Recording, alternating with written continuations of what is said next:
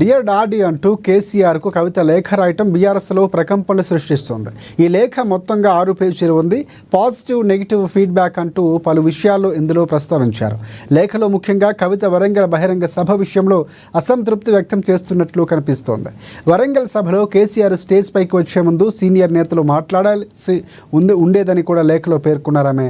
అంతేకాకుండా 2001 నుంచి మన పార్టీలో ఉన్నవారు ప్రసంగిస్తే బాగుండేదని కూడా అభిప్రాయపడ్డారు. పార్టీ నేతలకు యాక్సెస్ ఇవ్వటం లేదంటూ ఆవేదన వ్యక్తం చేశారు. ధూమ్ధామ్ కార్యకర్తలు ఆకట్టుకోవడంలో మనం విఫలమయ్యామని కూడా, బీజేపీపై ఇంకా బలంగా మాట్లాడితే బాగుండేదని కూడా కవిత అభిప్రాయపడ్డారు. భవిష్యత్తులో బీజేపీతో కేసీఆర్ పొత్తు పెట్టుకుంటారని చాలామంది ప్రచారం చేస్తున్నారని, తాను కూడా బీజేపీ వల్ల చాలా ఇబ్బంది పడ్డారని పేర్కొన్నారు కవిత.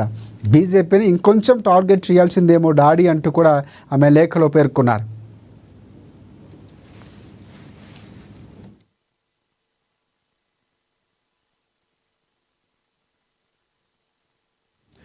అంతేకాకుండా మొన్న ఎమ్మెల్సీ ఎన్నికల్లో మనం పోటీ చేయకుండా బీజేపీకి మద్దతు ఇచ్చామన్న మెసేజ్ కూడా కాంగ్రెస్ పార్టీ బలంగా తీసుకువెళ్ళిందని అన్నారు.